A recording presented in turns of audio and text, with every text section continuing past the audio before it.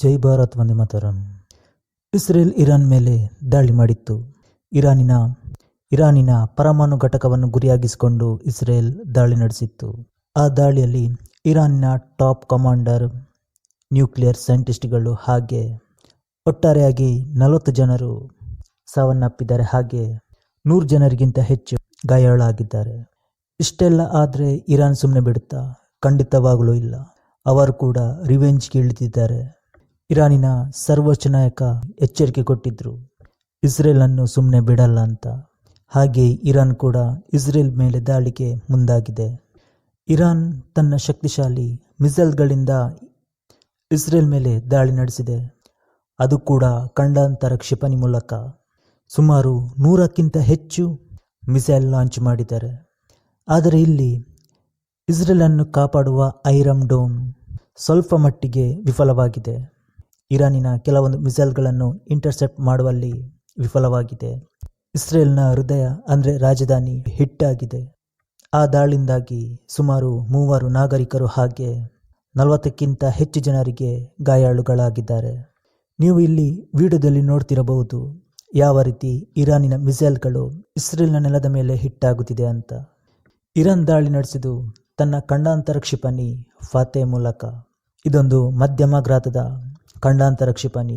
ಇದು ಇಸ್ರೇಲಿನ ಐರನ್ ಡೋಮ್ಗೆ ಚಳ್ಳೆಹಣ್ಣು ತಿನ್ನಿಸಿ ಆ ನಗರ ಭಾಗಕ್ಕೆ ಹಿಟ್ಟಾಗಿದೆ. ಹಾಗಾದರೆ ಇಲ್ಲಿ ಐರನ್ ಡೋಮ್ ಸಂಪೂರ್ಣವಾಗಿ ವಿಫಲವಾಗಿದೆ ಅಂತ ನೋಡೋದಾದರೆ ಖಂಡಿತವಾಗ್ಲೂ ಇಲ್ಲ. ನೀವು ಒಂದು ಹಣ್ಣಿಗೆ 10 ಕಲ್ಲು ಎಸೆಯುತ್ತೀರಿ, ಅದರಲ್ಲಿ ಯಾವುದಾದರೂ ಒಂದು ಆ ಕಲ್ಲು ಹಣ್ಣಿಗೆ ತಾಗಿ ಕೆಳಗೆ ಬೀಳುತ್ತೆ.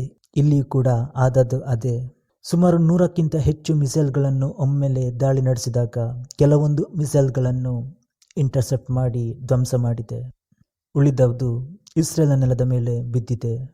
ಇಲ್ಲಿ ಇರಾನ್ ಕೂಡ ಇಸ್ರೇಲ್ನ ಫೈಟರ್ ಜೆಟ್ ಆದ F-35 ಅನ್ನು ಹೊಡೆದುರುಳಿಸಿದ್ದೀವಿ ಅಂತ ಹೇಳುತ್ತಿದೆ. ಆದರೆ ಇರಾನ್ನ ಈ ಹೇಳಿಕೆಯನ್ನು ಇಸ್ರೇಲ್ ಒಪ್ಪಿಕೊಳ್ಳುತ್ತಿಲ್ಲ. ಏನು ಆಗಿಲ್ಲ ಅಂತ ಪ್ರಪಂಚದ ಮುಂದೆ ಹೇಳುತ್ತಾ ಇದೆ. ಮೊನ್ನೆ ಆಪರೇಷನ್ ಸಿಂಧೂರವಾದಾಗ ಪಾಕಿಸ್ತಾನ ಕೆಲವೊಂದು ಸುಳ್ಳು ಹೇಳಿತ್ತು. ಭಾರತದ ರಫೇಲ್ ಫೈಟರ್ ಜೆಟ್ಟನ್ನು ಹೊಡೆದುರುಳಿಸಿದ್ದೀವಿ, ಅದಕ್ಕೆ ಯಾವುದೇ ರೀತಿಯ ಸಾಕ್ಷ್ಯಾಧಾರಗಳನ್ನು ಕೂಡ ಕೊಟ್ಟಿಲ್ಲ.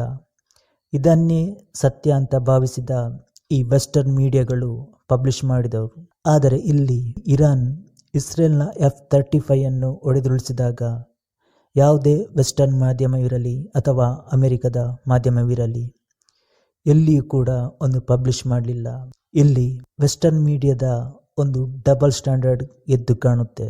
ಮುಂದೆ ಈ ಯುದ್ಧ ಯಾವ ಹಂತಕ್ಕೆ ಹೋಗಿ ತಲುಪುತ್ತೆ ಅಂತ ಗೊತ್ತಿಲ್ಲ.